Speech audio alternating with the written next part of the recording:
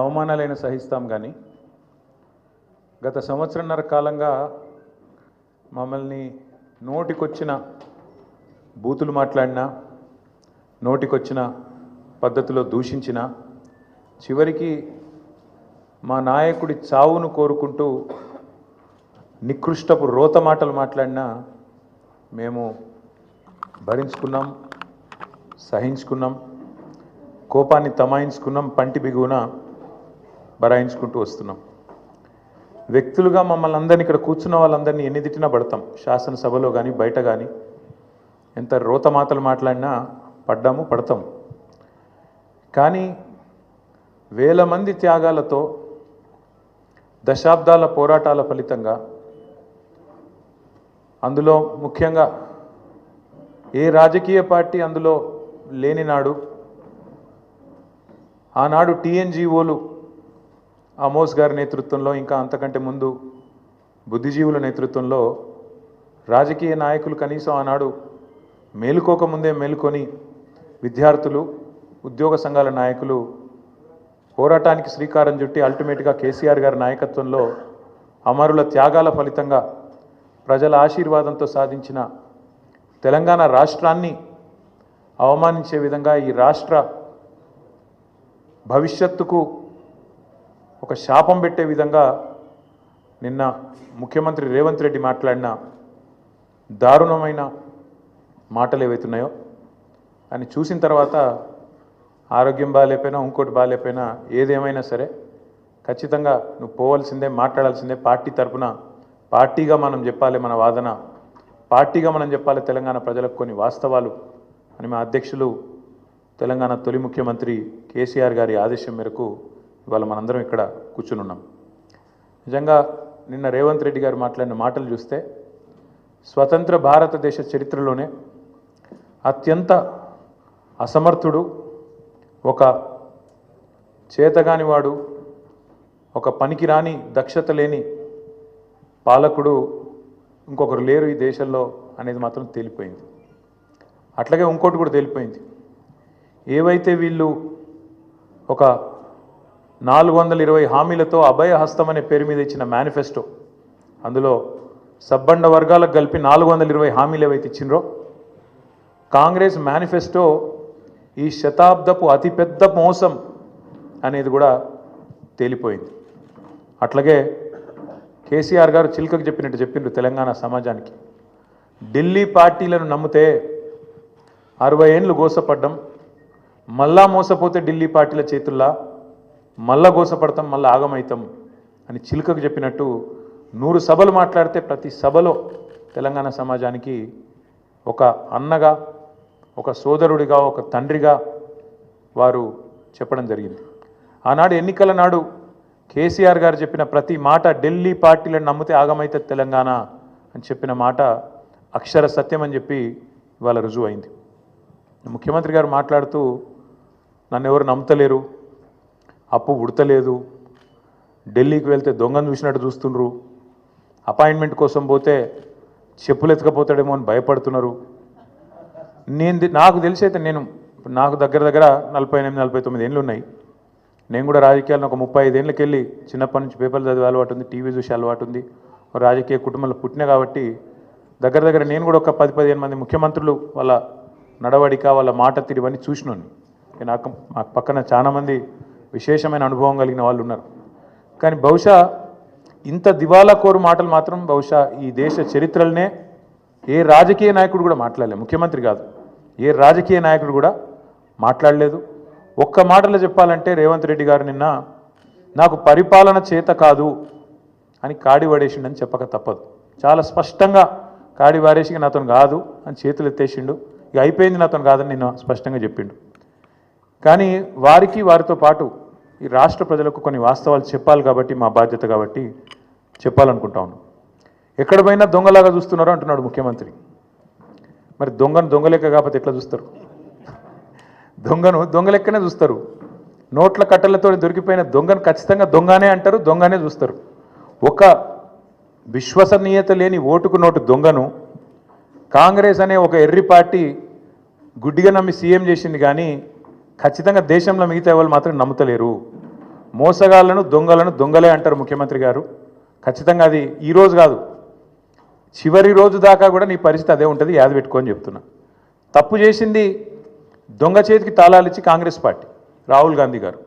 ఈరోజు మే 6, 2025 నేను మీ అందరు గుర్తు చేస్తున్నా, సరిగ్గా 3 సంవత్సరాల కిందట ఇదే రోజు మే 6, 2022 నాడు రాహుల్ గాంధీ గారు వరంగల్కి వచ్చినారు.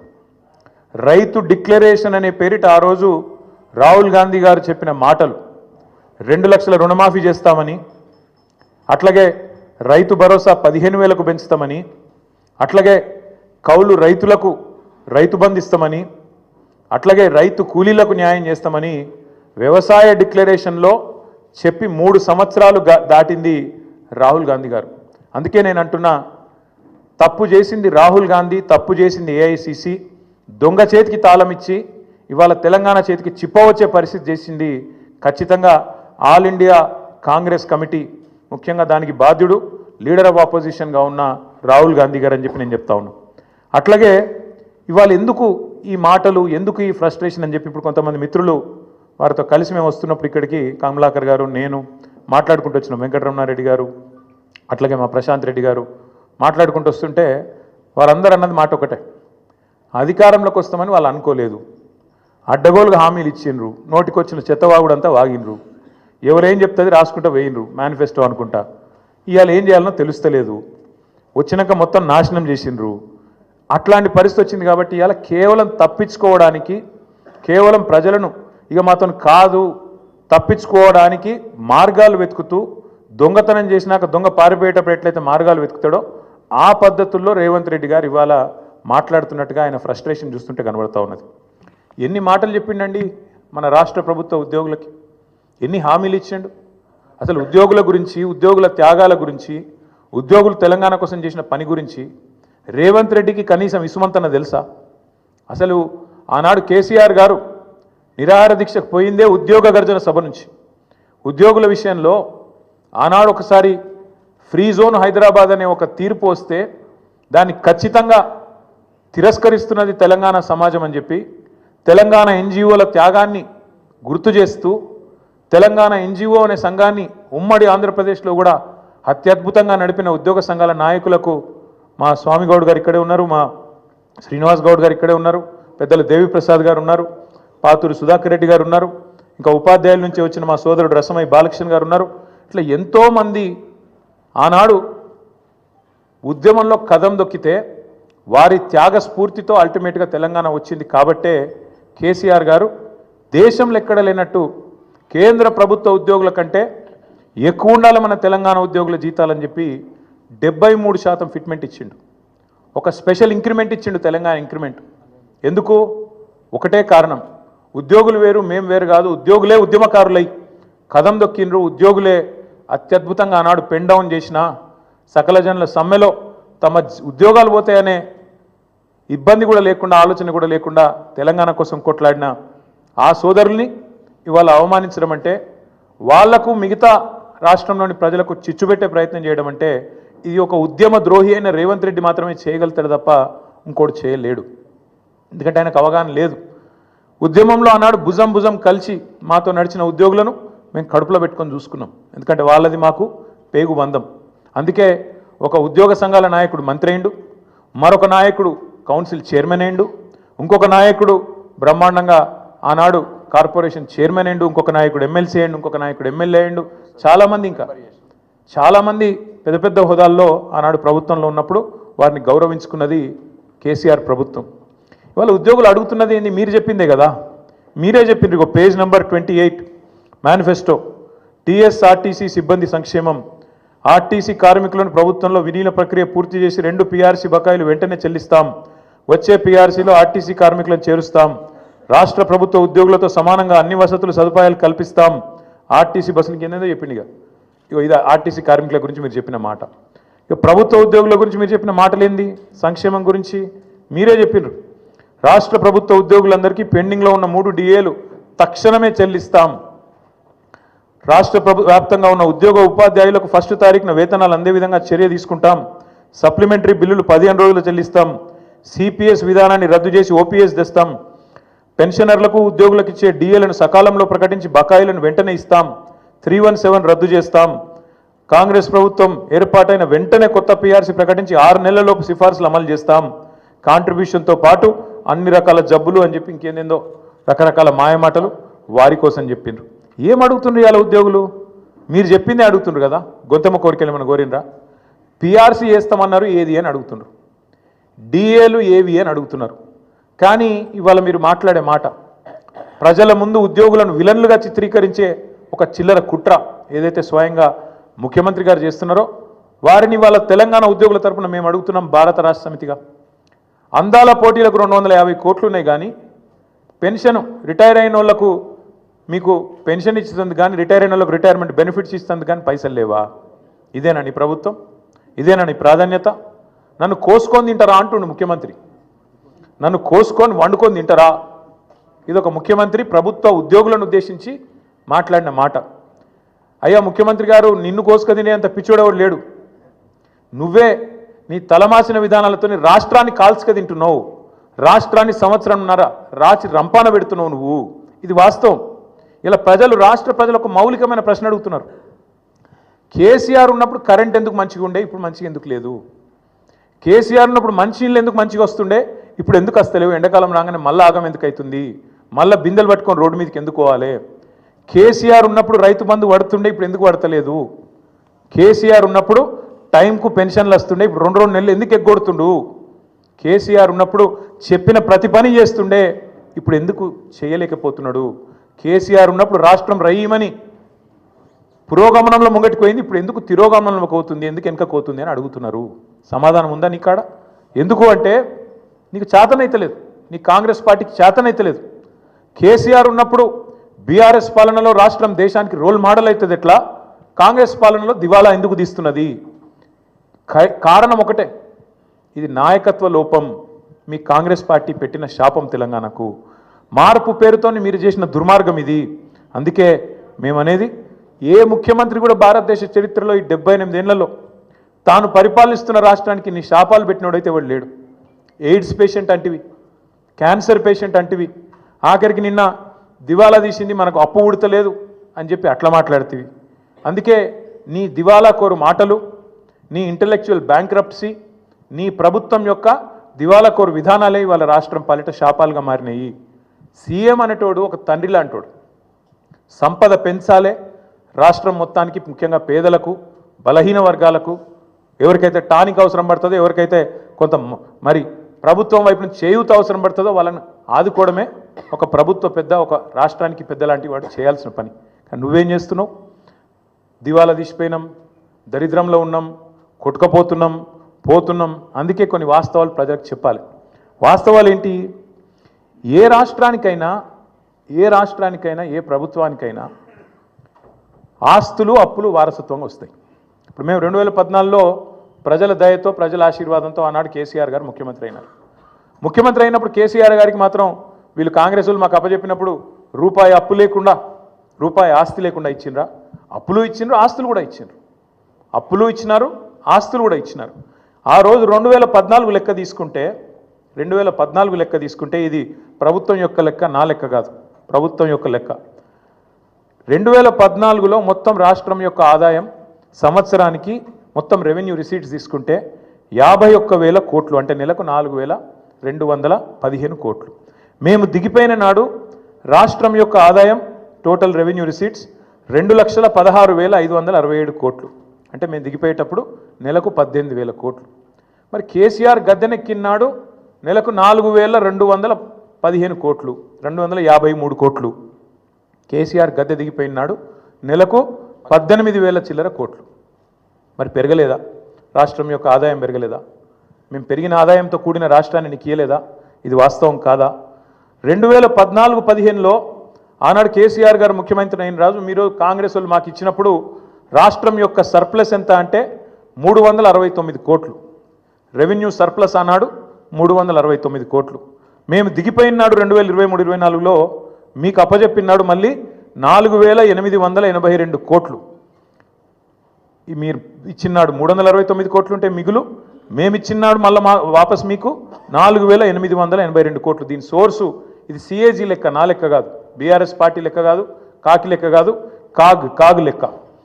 అట్లే అప్పులు తీసుకుంటే, అప్పుల గురించి కూడా చెప్తా. మళ్ళా అప్పులు తీసుకున్నా ఆ రోజుకి ఈ రోజుకి మొత్తం లెక్క వివరంగా చెప్తా. అట్లే ఇంకా ఇంకా ఎంత కడుతున్నారు, మిత్తి ఎంత కడుతున్నారు, ఏదెంత కడుతున్నారు, ఇవన్నీ ఒక్క నిమిషం మర్చిపోతే వాస్తవం ఏంటంటే ఇది నేను 2020లో బయట పెట్టిన లెక్క.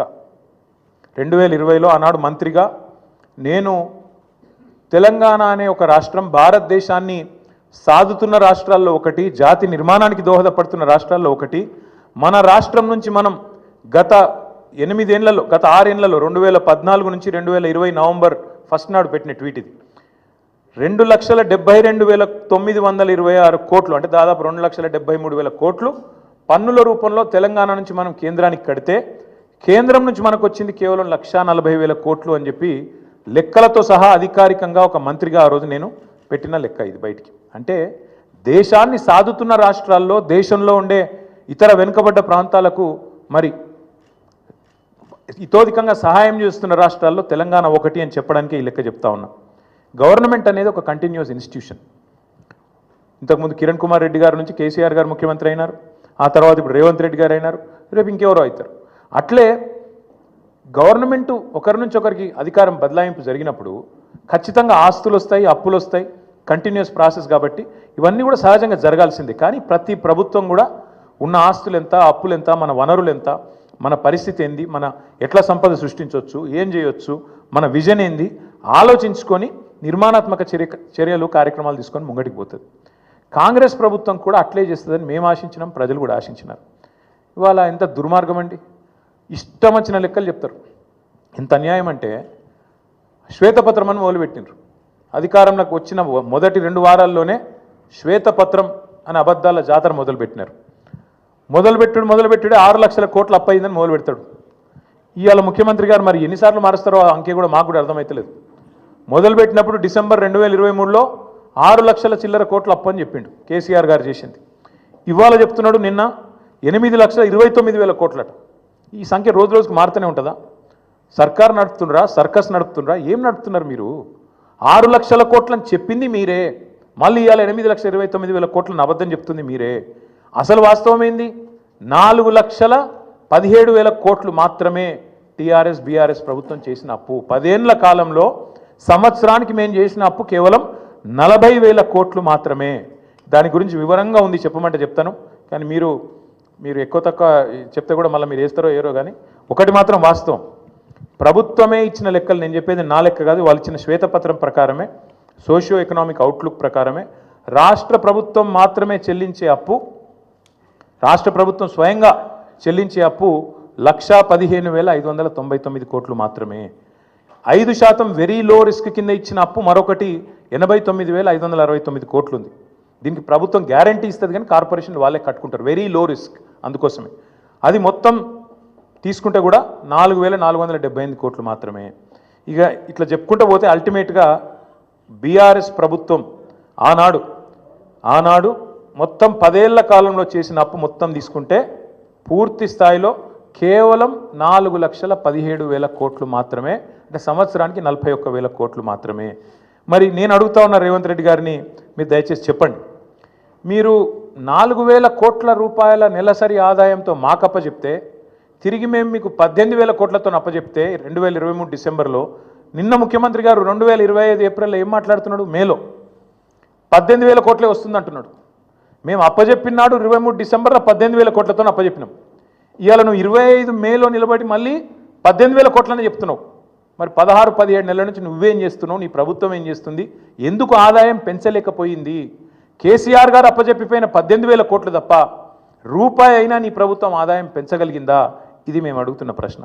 ఇంకొక మాట కూడా మీకు చెప్పాలి, ఎన్ని అబద్ధాలు చెప్తాడు ఈ ముఖ్యమంత్రి అంటే, ఒకరోజు అంటాడు 7,000 కోట్ల అప్పు మితి కడుతున్నా అంటాడు, ఇంకో రోజు 6,500 కోట్లు కడుతున్నా అంటాడు. అసలు వాస్తవం ఏంది? అసలు మిత్తి అప్పు మొత్తం తీస్తే కూడా బడ్జెట్ డాక్యుమెంట్ ఇది, నాది కాదు కవిత్వం, మొత్తం ఈ ప్రభుత్వం చెప్పిన లెక్క ఎంత తప్పు అంటే, రేవంత్ రెడ్డి గారు చెప్తుంది ఎంత పచ్చి అబద్ధం అంటే, ఒకరోజు 6,000 కోట్లని, ఒకరోజు 7,000 కోట్లని మొత్తం చెప్పింది ఒక ఎత్తు అయితే, మొన్న అసెంబ్లీలో మార్చి నెలలో అసెంబ్లీలో గత 14 నెలలలో రేవంత్ రెడ్డి చెప్పిండు, అది కూడా 14 నెలలలో 64,768 కోట్లు కట్టినా అని చెప్పిండు. బయటనేమో 7,000 కోట్లను ఒకసారి, 6,500 కోట్లను ఒకసారి, నిన్న 10,000 కోట్లు నెలకు అని చెప్తాడు. అసెంబ్లీలోనేమో 14 నెలల్లో 64,768 కోట్లు అని చెప్పిండు. అంటే అల్టిమేట్గా ఏంది, ఆయన చెప్పిన లెక్క ప్రకారం అసెంబ్లీలో చెప్పింది నెలకు 4,600 కోట్లు. అది కూడా తప్పే. 6,000 తప్పే, 6,500 తప్పే, 7,000 కోట్లు తప్పే, 10,000 కోట్లు తప్పే, నెలకు 4,626 కోట్లు కూడా తప్పే. ఇది ఆర్బీఐ రిపోర్టు. దీని ప్రకారం నెలకు తెలంగాణ ప్రభుత్వం కడుతున్నది అసలు మిత్తి కలిపి కేవలం 2,000 కోట్లు మాత్రమే. ఇది కాగు లెక్క, ఆర్బీఐ లెక్క, ఇదేదో కాకి లెక్క కాదు. ఇంకొక మాట కూడా చెప్తా ఉన్న రేవంత్ రెడ్డి గారికి, వచ్చే 10 ఏళ్లలో ఎంత కట్టాలి అనేది కూడా మా దగ్గర లెక్క ఉంది. వచ్చే 10 ఏళ్లలో కూడా 2032-33 దాకా ఇది కూడా ఆర్బీఐ లెక్క. ఇప్పుడున్న లోన్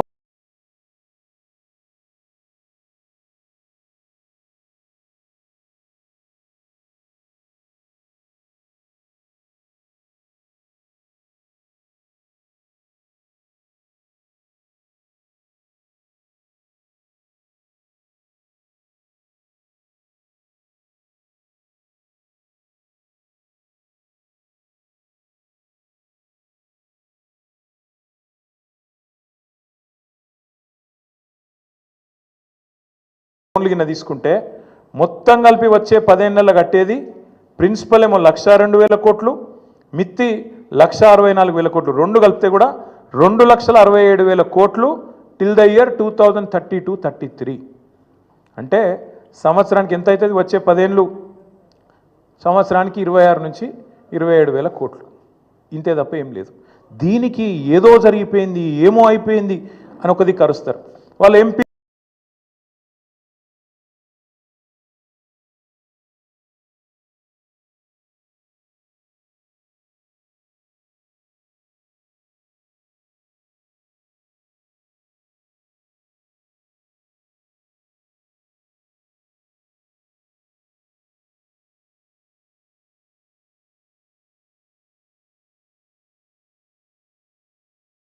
క్వశ్చన్ అడిగినారు పార్లమెంట్లో, తెలంగాణ అప్పుల్లో మునిగిపోయిందట కదా, వాస్తవమేనా? ఇక పార్లమెంట్లో కేంద్ర ప్రభుత్వం ఇచ్చిన సమాధానం ఇది. మొత్తం 28 రాష్ట్రాలు ఉంటే తెలంగాణ 24వ ర్యాంకులో ఉంది. అప్పులు జిఎస్డిపి నిష్పత్తి తీసుకుంటే చాలా ఆరోగ్యకరమైన పరిస్థితి ఉంది తెలంగాణది. 24th ర్యాంక్ తెలంగాణదని చెప్పి కేంద్ర ప్రభుత్వం స్వయంగా పార్లమెంట్లో ఇచ్చిన లిఖితపూర్వకమైన సమాధానం. మరి ఎవరు అబద్ధం చెప్తున్నారు, ఎవరు నిజం చెప్తున్నారు? దయచేసి ప్రజలు కూడా ఆలోచించాలని మేము కోరుతా ఉన్నాం. గడిచిన 10 ఏళ్లలో తలసరి ఆదాయంలో భారతదేశంలో నెంబర్ 1 చేసిండ్రు కేసీఆర్ గారు తెలంగాణ. మాకు అప్పజెప్పిపోయినాడు కిరణ్ కుమార్ రెడ్డి గారు. తెలంగాణ అనే రాష్ట్రం 12వ స్థానంలో ఉండే తలసరి ఆదాయంలో. కానీ మేము దిగిపోయినాడు నెంబర్ 1 స్థానానికి తీసుకుపోయింది కేసీఆర్ ప్రభుత్వం కాదా? అట్లాగే ఆర్థికంగా రాష్ట్రాన్ని పరుగులు పెట్టించి దేశంలోనే అగ్రగామిగా తయారు చేసి బంగారు పల్లెంలో పెట్టి నీకు అధికారం అప్పచెప్తే 17 నెలల కాలంలోనే అస్తవ్యస్తం చేసింది నువ్వు కాదా? అస్తవ్యస్తం చేసినామని ఉత్తగానే అంటలేను నేను. ఒక్క చిన్న ఎగ్జాంపుల్ మీకు చెప్తా. స్టాంప్స్ అండ్ రిజిస్ట్రేషన్ 4 ప్రధానమైన ఆదాయ వనరులు ఉంటాయి ఒక రాష్ట్ర ప్రభుత్వానికి. సొంత పన్నుల రూపంలో వచ్చే ఆదాయం తీసుకుంటే 4 హెడ్స్ ఉంటాయి. ఒకటి స్టాంప్స్ అండ్ రిజిస్ట్రేషన్, అంటే మనం ఫ్లాట్ కొన్నప్పుడు కానీ, ప్లాట్ కొన్నప్పుడు కానీ, ల్యాండ్ కొన్నప్పుడు కానీ కడతాం కదా ప్రభుత్వానికి స్టాంప్ డ్యూటీ, అది. రెండవది వెహికల్ సేల్స్, అంటే బండి కొన్నప్పుడు కట్టే పన్ను. మూడవది నువ్వు రోజు కొనుక్కునే కూరగాయలు కానీ, నువ్వు రోజు కొనుక్కునే పప్పు ఉప్పు కానీ దాని మీద కట్టే పన్ను జిఎస్టీ రూపంలో వస్తుంది ప్రభుత్వానికి. నాలుగవది లిక్కర్ మీద వచ్చే ఎక్సైజ్ ట్యాక్స్. ఈ 4 హెడ్స్ నుంచే మీకు దగ్గర 80% ఆదాయం ఒక ప్రభుత్వానికి వస్తుంది. రేవంత్ రెడ్డి ఎంత గొప్పోడంటే ఈయన వచ్చినాక స్టాంప్స్ రిజిస్ట్రేషన్స్ వీళ్ళు అంచనా వేసింది మేము 2023-24లో కేసీఆర్ ప్రభుత్వం ఉన్నప్పుడు సంవత్సరానికి 14,295 కోట్ల ఆదాయం వచ్చేది. వీళ్ళ ప్రభుత్వం వచ్చినాక వీళ్ళు ఏం చేసిండ్రు, మేము చాలా పెద్ద పోటుగాలం, రియల్ ఎస్టేట్ అంటేనే రేవంత్ రెడ్డి అంటేనే రియల్ ఎస్టేట్ అని చెప్పి 2024-25 సంవత్సరానికి గాను ఒక 4,000 కోట్లు ఎక్కువ వేసుకున్నారు. అంచనా ఎంత వేసిండ్రంటే 18,000 కోట్ల పైచిలకు ఆదాయం వస్తుంది రాష్ట్రానికి అని లెక్కలేసిండ్రు. కానీ ఎంత వచ్చింది ఎవరికైనా? 14,000 కోట్లు మాత్రమే వచ్చింది. గత సంవత్సరం కంటే తగ్గింది. ఎందుకు తగ్గింది మరి? ఎందుకంటే మీ తప్పుడు నిర్ణయాలు, మీ తప్పుడు ఆలోచనలు. హైడ్రా పేరుతోని మీరు చేసిన అరాచకం, పేదవాళ్ళ గుడిసెలు గులగొట్టి, పేదవాళ్ళ కడుపుల మీద కొట్టి, లేఅవుట్లకు పోయి బీభత్సం చేసి, నువ్వు మీ అన్నదమ్ములు అడ్డమైన వసూళ్లు చేసి ఎక్కడ చెరువులు ఉంటే ఎక్కడ బఫర్ అని ఇక్కడ ఇదని అదని బిల్డర్లను బెదిరించి ముక్కు విండి వసూళ్లు చేసి పేదవాడి కడుపు మీద కొట్టి ఆఖరికి రాష్ట్రంలో ఇవాళ రియల్ ఎస్టేట్ పూర్తిగా పడిపోయే పరిస్థితి వచ్చిందంటే దానికి కారణం నీ అరాచకపు నిర్ణయాలు కాదా? ఇది వాస్తవం కాదా? స్వయంగా ప్రధానమంత్రి వచ్చి అన్నాడు ఆర్ఆర్ ట్యాక్స్ వసూలైతుంది ఇక్కడ అని, రాహుల్ రేవంత్ ట్యాక్స్. ఇది వాస్తవం కాదా? ఇలా బిల్డర్ దగ్గర స్క్వేర్ ఫీట్కి 200 రూపాయలు వసూలు చేస్తున్నమాట వాస్తవం కాదా? మరి కాదంటే నువ్వు ప్రధానమంత్రి మీద కేసు పెట్టి ఆ మాట అన్నందుకు. ఎందుకంటున్నా అంటే ఇట్లాంటి పనికిమాలిన పనులు చేయబట్టి ఇలా స్టాంప్స్ అండ్ రిజిస్ట్రేషన్ తగ్గింది. జిఎస్టీ ఆదాయం కేసీఆర్ గారు ఉన్నప్పుడు 10 నుంచి 12% ఎన్నడూ తగ్గలే. 10 to 12% గ్రోత్ రేట్ ఎన్నడూ తగ్గలే. GST growth every year on year 10 to 12% పెరుగుతుండే. కానీ రేవంత్ రెడ్డి వచ్చిన తర్వాత ఒకటే సంవత్సరంలో 0% గ్రోత్ రేట్తో 28 రాష్ట్రాల్లో అట్టడుగున ఉన్నది ఇలా తెలంగాణ. ఇది వాస్తవం కాదా? నీ వల్ల ఈరోజు ఈ రాష్ట్రంలో క్రయ విక్రయాలు తగ్గినాయి, జిఎస్టీ పడిపోయింది. ఈ గణాంకాలు వాస్తవం కాదా? ఇది కాగ్ రిపోర్ట్లో వచ్చిన మాట వాస్తవం కాదా? నువ్వు స్వయంగా స్టేషన్ గన్పూర్ మీటింగ్లో చెప్పలేదా? 71,000 కోట్ల ఆదాయం తగ్గింది, రాబడి తగ్గింది రాష్ట్రానికి, నువ్వే చెప్పలేదా? అట్లాగే మీరే వెహికల్ సేల్స్లో కూడా ఒక నెగిటివ్ గ్రోత్ రేట్. ఒక లిక్కర్ మాత్రం పెరిగింది, మిగతా అన్నీ తగ్గినాయి. వాస్తవం ఏంది? ఎందుకు జరుగుతున్నది ఇది? ఒక కుటుంబ పెద్ద నిజంగా ఏమైనా ఇంట్లో సమస్య ఉంటే కూడా కడుపులో పెట్టుకుంటాడు, కాపాడుకుంటాడు, 4 గోడల మధ్యలో మాట్లాడుకుంటారు.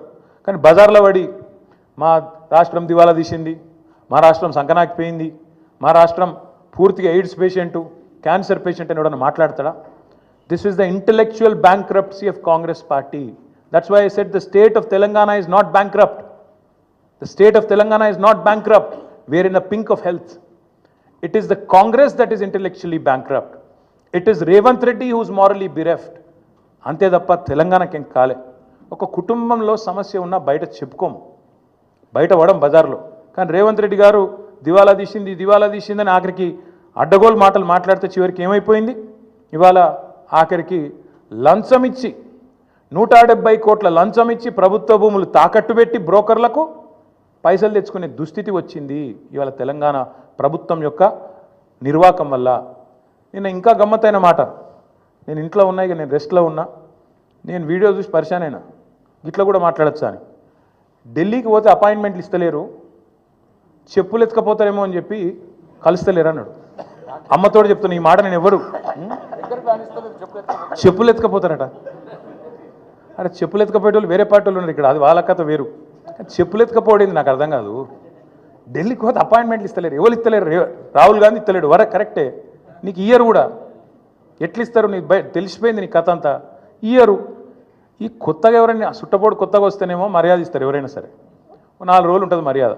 ఇక కానీ నువ్వు వచ్చేదేమో ఢిల్లీకి నీ పని మీద వస్తావు, మీ మూటలు మోసుకపోయేందుకు 42, 43 సార్లు పోతావు ఇప్పటికీ. అందులోనట ఈయన ఎకానమీ క్లాస్లో పోతుండట. బా ఫోటోలు మొత్తం బయట పెడతాం, ప్రైవేట్ ఫ్లైట్లు, బిజినెస్ క్లాసులు, మీ ట్రిప్పులు మొత్తం ఫోటోలు బయట పెడతాం, సోషల్ మీడియాలో ఇప్పటికీ జరుగుతున్నాయి, మళ్ళీ పెడతాం. అరే గింత అన్యాయం మాటలు మాట్లాడతారు. 43 సార్లు ఢిల్లీకి పోతివి, 43 పైసలు లేకపోతివి, ఏముంటుంది ఇజ్జత్ నీకు ఢిల్లీ మార్కెట్లో? వీడు ఊకొత్తాడు పోతాడు, ఎందుకు ఇవ్వాలి మీకు అపాయింట్మెంట్? ఇస్తలేరు, ఏం చేయాలి మరి? నువ్వు మూటలు మోసేందుకు వస్తున్నావు ఢిల్లీకి, రాహుల్ గాంధీకి మూటలు ఇస్తేందుకు వస్తున్నావు, మొదలు మర్యాద ఉంటుంది, ఇక ఆఖరికి దొంగలెక్కనే చూస్తారు. వాస్తవం ఏంది? కేసీఆర్ గారేమో అప్పు చేస్తే 4,17,000 కోట్లు 10 ఏళ్లలో, సంవత్సరానికి 41,000 కోట్లు అప్పు చేస్తే కేసీఆర్ గారు ఏం చేసిండ్రు? ఒక్కొక్క ఇటుక పేర్చుకుంటా రాష్ట్రానికి శాశ్వతంగా పనికొచ్చే నిర్మాణాలు చేపట్టండి. మరి మీరేం చేస్తున్నారు అంటే ఒక్క ఇటుక పెట్టినవా ఎక్కడన్నా? ఒక ఇందిరా మిల్లు కట్టినవా? ఒక కాలువ కట్టినవా? ఒక ప్రాజెక్టు కట్టినవా? హైదరాబాద్లో ఒక కొత్త బిల్డింగ్ కట్టినవా? ఏవిలో ప్రజలకు పనికొచ్చి ఒక పని చేసినావా? చేయలే. మరి నేను ఇంకొక మాట అడుగుతున్నా, ప్రజలన్నీ గమనిస్తున్నారు. రాష్ట్రమేమో దివాలా తీసిందంటావు, రాష్ట్రం దివాలా తీసిందని దివానా మాటలు మాట్లాడతావు. మరి మీ కుటుంబం ఆస్తులు ఎట్లా పెరుగుతున్నాయి? అనుముల రేవంత్ రెడ్డి గారి కుటుంబం ఆస్తులు ఎట్లా పెరుగుతున్నాయి? నువ్వు అదన్నా చెప్పు సీక్రెట్ మాకు. మీరు ముఖ్యమంత్రి కాగానే మీ అనుముల ఫార్ములా సీక్రెట్ సాస్ ఏదైతుందో అదేదో మా ప్రభుత్వానికి మొత్తం ప్రజలకు కూడా చెప్తే మంచిది కదా. ముఖ్యమంత్రి అయిన 6 నెలల లోపలనే మీ అన్న అనుముల జగదీశ్వర్ రెడ్డి గారు 1000 కోట్ల పెట్టుబడి పెడతా అని మీతో ఒప్పందం కుదుర్చుకుంటాడు. స్వచ్ఛ బయో అనే కంపెనీ వస్తుంది, 1000 కోట్ల పెట్టుబడి పెడతాను ఆయన ముంగట్టుకొస్తాడు. మీ అల్లుడు వెంకట నరసింహారెడ్డి అనుకుంటే ఆయన పేరు, ఇంకేదో ఉన్నది పేరు. ఆయన కొన్ని వేల కోట్లతోని ఫార్మా కంపెనీ పెడతా అని చెప్పి లగచర్లకు వస్తాడు. దానికోసం నువ్వు మళ్ళీ అక్కడ మీ కొడంగల్లో రైతుల భూములు గుంజుకుంటావు. ఎక్కడికి వెళ్ళి వచ్చినాయి వేల కోట్లు? మీ అన్నకు, మీ అల్లుడికి. మీ అల్లుడు వారి తండ్రి మీ వియ్యంకుడు మొన్ననే కదా, ఎక్కువ రోజులు కూడా కాలే, మీ వియ్యంకుడు మొత్తంగా అప్పుల్లో ఉండే కంపెనీ మొత్తం అప్పు రైట్ ఆఫ్ అయిపోయింది. మీరు అధికారంలోకి రాగానే మీ వియ్యంకుడి కంపెనీ యొక్క అప్పులన్నీ రైట్ ఆఫ్ అయిపోయినాయి కేంద్ర ప్రభుత్వం దయతోని. మీ జూబ్లీ హిల్స్ ప్యాలెస్ ఏదైతే ఉన్నది, ఇలా రేవంత్ రెడ్డి గారు ఎక్కడి నుంచి అయితే వర్క్ ఫ్రమ్ హోమ్ చేస్తున్నాడో 3 ఇంతలు పెరిగింది. పెద్దమ్మ గుడి దాకా వచ్చిందట, కొద్దిగా అయితే యువతలకు వస్తుందేమో.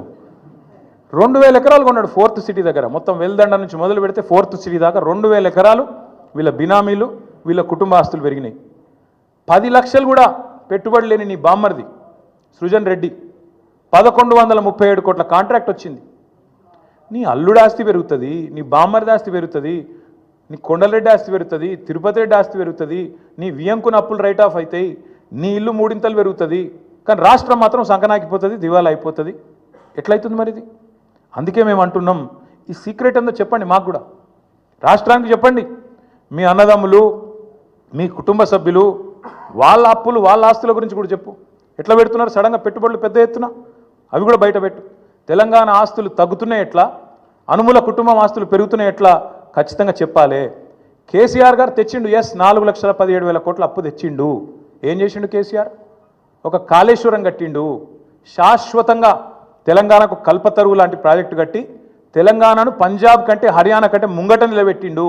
వరి ధాన్యం ఉత్పత్తిలో నంబర్ 1 చేసిండు భారతదేశంలో కేసీఆర్.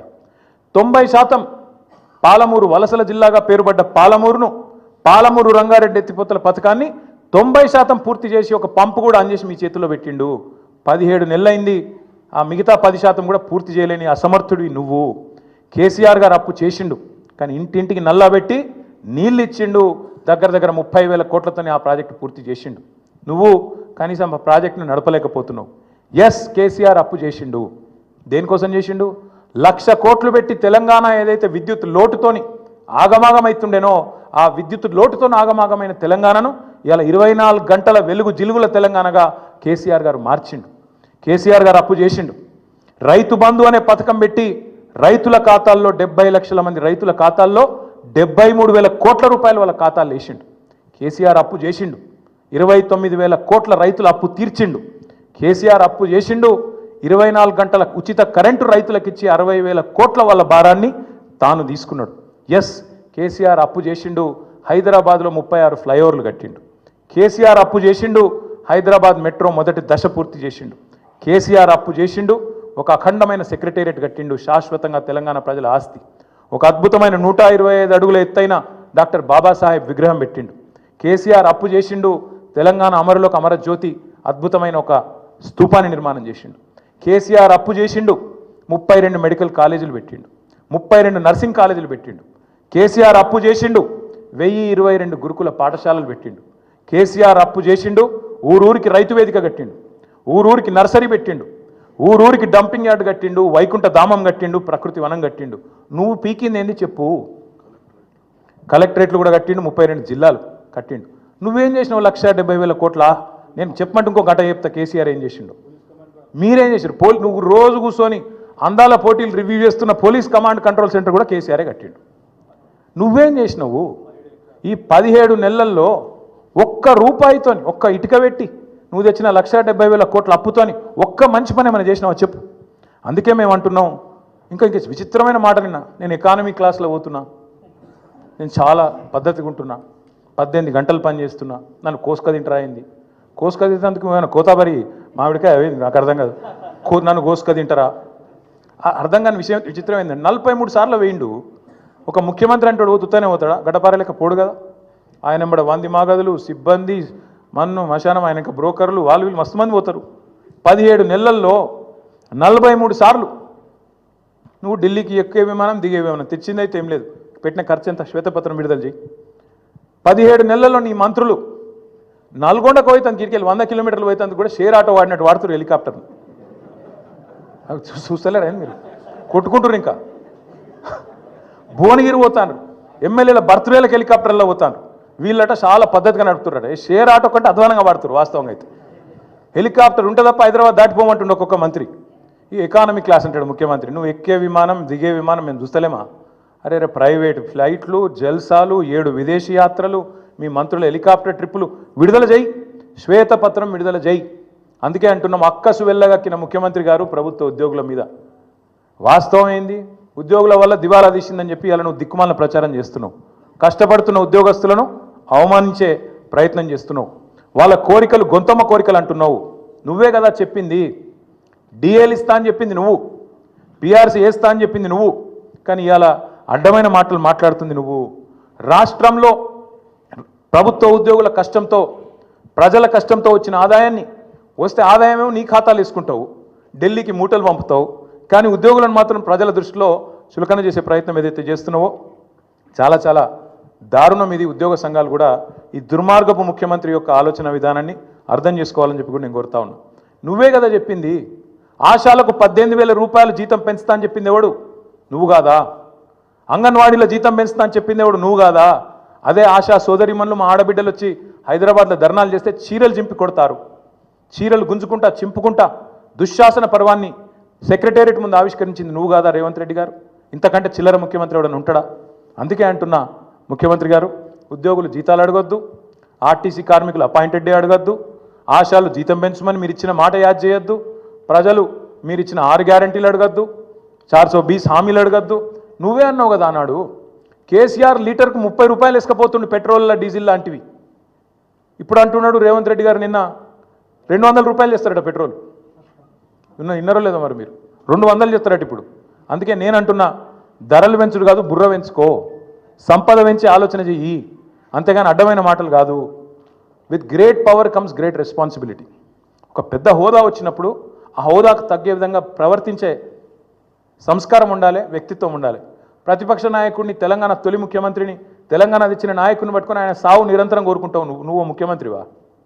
ఇంతకంటే హీనమైన మనిషి ఉంటాడా ఇంకోడు? ఎన్నిసార్లు ఉన్నావు ఇప్పటికీ? ఆ పెద్ద మనిషిని పట్టుకొని 71 ఏళ్ళ పెద్ద మనిషిని పట్టుకొని నోటికి వచ్చినట్టు నీకు సిగ్గు సంస్కారం ఏమైనా ఉందా? ఇలా ఉద్యోగుల మీద పడ్డావు. ఏ ఉద్యోగులైతే అదే కేసీఆర్ ఎంబడి నడిచినరో ఆ ఉద్యోగులను, ఆ ఉపాధ్యాయులను చిన్నగా చేసి చూపెట్టే దిక్కుమాలిన ప్రయత్నం ఏదైతే చేస్తున్నావో, అందుకే నేను అడుగుతా ఉన్నా, నీ కోసం, నీ పార్టీ కోసం, నీ అవసరాల కోసం ఉద్యోగులను మోసం చేయకు. నాకైతే ఏమనిపిస్తుందంటే చివరిగా ఈ ముఖ్యమంత్రి గారి ప్రవర్తన చూస్తుంటే ఆ పాట పెట్టిండు ఎలక్షన్లప్పుడు, ఆనాటి రోజులు తెస్తాడు రేవంత్ అన్న అని. నిజంగానే తెస్తాడు ఆనాటి రోజులు. ఆనాటి రోజులు అంటే ఇక రేపో మాపో ముఖ్యమంత్రి గారు అందరు కలిసి ప్రెస్ మీట్ పెడతారు. ఇక రాష్ట్ర ఆర్థిక పరిస్థితి బాగలేదు, మా పరిస్థితి అసలే బాగలేదు, కాబట్టి ఇక పెండింగ్ డిఏలు కాదు, రిటైర్మెంట్ బెనిఫిట్లు కొత్తవి కాదు, పిఆర్సీ కాదు, మీకు 73% కేసీఆర్ ఏదైతే జీతం పెంచిండో అది వాపస్ ఇయ్యండి, జర రికవరీ యాక్ట్ కింద తీసుకుంటాం వెనుకకు, వాపస్ ఇవ్వండి, మళ్ళీ పాత రోజులకు పోదాం, ఆనాటి రోజులకు పోదాం, 2014 నాటి రోజులకని గ్యారంటీ అంటాడు. 2000 పెన్షన్ ఏదైతే ముసలిలో కేసీఆర్ ఇచ్చిండో ఇక లాభం లేదు, ఆనాటి రోజులకు పోదాం, 200 పెన్షన్ కోదామని చెప్పి అవి కూడా వాపస్ తీసుకుంటాడు. అట్లాగే ఇదివరకున్న పరిస్థితి ఏదైతే ఉన్నదో వృద్ధులు, వితంతువులు, ఒంటరి మహిళలు పెన్షన్లు వాపస్ ఇవ్వండి, బీడీ కార్మికులు అనే పరిస్థితి వస్తుంది. ఆఖరికి ఏమంటాడు, ఇక ప్రభుత్వం నడపాలంటే నాతో అయితలేదు, ఇక చందాలు వేసుకుని నడపాలి, తలా ఇంత చందా ఇయ్యండి, ఇస్తే మేము నడుపుతా ప్రభుత్వం, ఇక లేకపోతే అది కూడా నాతో అయితలేదు అని చెప్పి ఎత్తేస్తాడు. అందుకే మా నాయకుడు కేసీఆర్ గారు చెప్పిండ్రు, మొదటి రోజే చెప్పిండు, చిన్న వయసులో అవకాశం వచ్చింది, మంచిగా నడుపు. పరిపాలన అంటే బజారు భాష మాట్లాడినంత ఈజీ కాదు. ప్రభుత్వాన్ని నడపడం, ఒక రాష్ట్రాన్ని నడపడం అంటే బజార్ భాష మాట్లాడి, లేకు మాటలు మాట్లాడి పైశాచిక ఆనందం పొందడం కాదు. అందుకే యాద్ చేస్తున్నాం మేము, మింగ మెతుకులేదు కానీ మీసాలకు సంపెంగ నూనెనట. ఇదే ముఖ్యమంత్రి గారు ఒక దిక్కేమో ఇట్లా బీదరుపులు అరుస్తాడు, అప్పు ఉడతలేదు, నా బతుకు ఆగమైపోయింది, మార్కెట్లో నాకు ఏమి పచార లేదు, అపాయింట్మెంట్ దొరుకుతలేదు, చెప్పులు ఎత్తుకపోతాడేమో అన్నట్టు దొంగను చూసినట్టు చూస్తుండ్రు అని ఒక దిక్కు చెప్తాడు. ఇంకో దిక్కేమో తెలంగాణ రైజింగ్, ఫ్యూచర్ సిటీ, 1,50,000 కోట్లు మూసి, ఇంకోటేందో 50,000 కోట్లు. నేను అడుగుతున్నా, మింగ మెతుకులేదు కానీ మీసాలకు సంపెంగ నూనెనా? 420 హామీలు ఇచ్చినావు, ఒక్క హామీ అమలు చేసేందుకు పైసలు లేవు, ముసలోళ్ళకు పెన్షన్లు ఇచ్చేందుకు పైసలు లేవు, ఆడపిల్లలకు నెలకు 2,500 అంటివి దానికి పైసలు లేవు, స్కూటీలు అంటివి పైసలు లేవు, తులం బంగారం పైసలు లేవు, రైతు బంధుకు పైసలు లేవు, దేనికి లేవు కానీ 1,50,000 కోట్ల సోకులకు మాత్రం ఉన్నాయంట. అందుకే ప్రజలు అడుగుతున్నారు, ఖచ్చితంగా ప్రజల తరఫున మేము అడుగుతున్నాం, వదిలిపెట్టం. ఎట్టి పరిస్థితుల్లో ఈ ముఖ్యమంత్రి గారు నిన్న చేసిన మాటలకు ఒకవేళ నిజంగానే పరిపాలన చేత కాకపోతే తప్పుకో, తప్పుకో, రాజీనామా పెట్టు, నాతో అయితలేదు, ఢిల్లీకి మూటలు పంపుడు, ఇక్కడ మేనేజ్ చేసుడు నాతో అయితలేదు, ఇక నేను చేతులు ఎత్తేస్తున్నా, నేను కూడా ఐపీ డిక్లేర్ చేస్తున్నా అని వెళ్ళిపో. అంతేగాని రోజు తెలంగాణ రాష్ట్రాన్ని తిడతా ఉంటే మాత్రం ఇక్కడ దాకా ఉపేక్షించడం ఇక మాత్రం ఊరుకోము. కేసీఆర్ గారిని కూడా ఇంకా ఈ చివరిసారి చెప్తున్నాం, ముఖ్యమంత్రి గారు, కేసీఆర్ గారిని ఇప్పటిదాకా ఎన్ని మాటలన్నా పడ్డం, ఇక్కడ నుంచి కేసీఆర్ గారిని నువ్వు వ్యక్తిగతంగా దూషిస్తే మాత్రం నీ నాలిక చీరేసే రోజు కూడా వస్తుంది, తప్పకుండా యాది పెట్టుకో. ఎవడు 100 సంవత్సరాల కోసం పుట్టలేదు, ఎవడు 1000 సంవత్సరాలు ఉండడు. పక్కా చెప్తున్నాం, ముమ్మాటికి మళ్ళీ అధికారంలోకి వచ్చేది బీఆర్ఎస్ఏ. నువ్వు చేసిన నీ దిక్కుమాలిన పరిపాలన వల్ల అతలాకుతలమైన రాష్ట్రాన్ని మళ్ళా గాడిన పెట్టే సత్తా ఉన్న నాయకుడు కేసీఆర్ గారు మాత్రమే. అందుకే వాళ్ళ రాష్ట్ర ప్రజలు నీకు చేత కాకపోతే క్షమాపణ చెప్పు, అడ్డమైన హామీలు ఇచ్చినందుకు క్షమాపణ చెప్పి తప్పుకో, అంతేగాని రాష్ట్రాన్ని నిందించడం, దూషించడం మానుకోవాలని చెప్పి ఈ అసమర్థ ముఖ్యమంత్రికి చెబుతూ, మిత్రులకు ఏమన్నా ప్రశ్నలు ఉంటే అడగండి, లేదంటే we can conclude. Thank you అన్నా.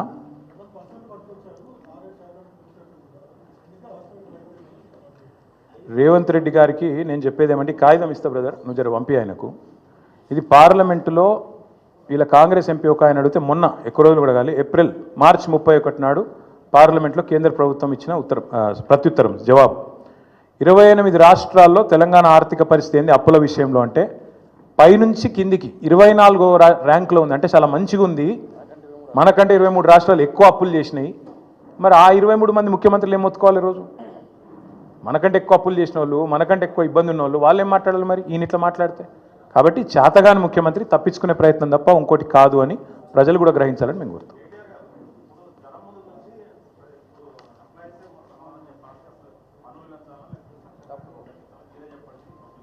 మేము ఒకటే చెప్తున్నాం బ్రదర్, మరి ఇవన్నీ హామీలు ఇచ్చే ముందు చేయాలి ఆలోచనలు. ఆ రోజు ఏమన్నారు ఇదే ముఖ్యమంత్రి గారు, డిప్యూటీ సీఎం గారు అన్నాడు, మీకు మరి ఇన్ని హామీలు ఇస్తున్నారు, అడ్డగోలు మాటలు చెప్తున్నారు, ఎట్లా చేస్తారు అని అడిగితే, మాకు చాలా తెలివి ఉంది, మా పార్టీకి 125 సంవత్సరాల చరిత్ర ఉంది, దేశంలోనే ధనిక రాష్ట్రం తెలంగాణ, కాబట్టి ఉద్యోగులే చేస్తాం, పేదవాళ్ళే చేస్తాం, అన్నీ చేస్తాం, సబ్కే లియే సబ్ కుచ్ కరేంగే, అందరికీ అన్నీ. ఇప్పుడు మాత్రం ఏది కాదు మాతోని మొత్తం చేతులు ఎత్తేసి పారిపోతాం అంటున్నారు. ఈ దివాలా, అందుకే అంటున్నాను నేను, బ్యాంక్రప్ట్ అయింది, దివాలా తీసింది రాష్ట్రం కాదు, దివాలా తీసింది ముఖ్యమంత్రి, మంత్రుల బుర్రలు, కాంగ్రెస్ పార్టీ దివాలా.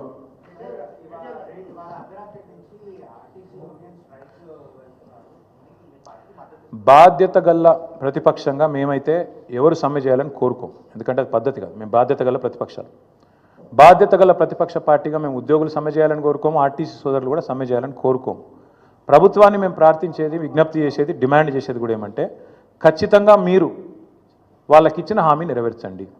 మీరు ఆర్టీసీ ఉద్యోగులకు హామీ ఇచ్చినారు, ప్రభుత్వ ఉద్యోగులకు హామీ ఇచ్చారు, నెరవేర్చండి. వాళ్ళకి ఇచ్చిన హామీ నిలబెట్టమని అడిగి వాళ్ళు ఇవాళ మీరు హామీ ఉల్లంఘిస్తే, వాళ్ళు సమ్మెకు పోయే ఒక అనివార్య పరిస్థితి వస్తే దానికి వాళ్ళని నిందిస్తే ఎట్లా? అందుకే సమ్మెకు పూర్తి స్థాయిలో పోకూడదనే మేము కోరుకుంటున్నాం. ప్రభుత్వం ముందుకొచ్చి పరిష్కరించాలని కోరుతున్నాం. ప్రభుత్వం పరిష్కరించకపోతే ఏం చేయాలో మరి తర్వాత మా పార్టీలో చర్చించి నిర్ణయం తీసుకుంటాం.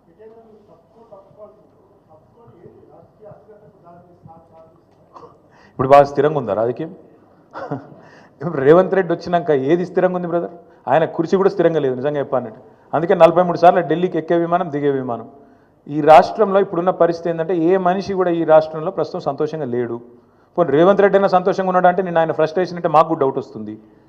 ఆయన నిజంగా ఆయనలో ఒక అపరిస్థితుడు ఉన్నాడు. నేను అసెంబ్లీలో కూడా చెప్పినా, మళ్ళీ కూడా చెప్తా ఉన్నా.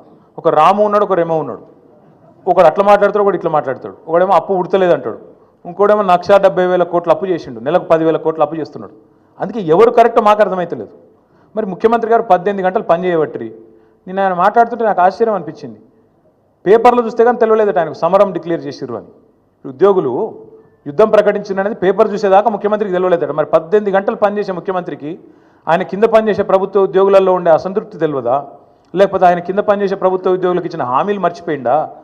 ప్రభుత్వ ఉద్యోగుల సమ్మె విషయం కానీ, వాళ్ళు చేసే పోరాటం విషయం కానీ పేపర్ చదివితే కానీ తెలియని వ్యక్తికి ముఖ్యమంత్రిగా ఉండే అర్హత ఉందా? నేను అందుకే అడుగుతా ఉన్నా. Thank you.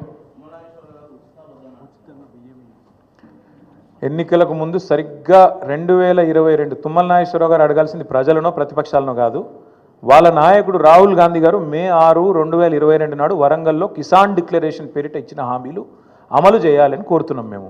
ఒకవేళ రాహుల్ గాంధీ చెప్పిన మాట తప్పు, రాహుల్ గాంధీకి రాజకీయం చేత కాదు, రాహుల్ గాంధీ ప్రజలను మోసం చేయడానికి ఇవన్నీ చెప్పిండు అనుకుంటే తుమ్మల నాగేశ్వరరావు గారు తేల్చుకోవాల్సింది రాష్ట్ర వ్యవసాయ మంత్రి గారు, వాళ్ళ నాయకుడు రాహుల్ గాంధీ గారితో తప్ప మాతో కాదు. Thank you.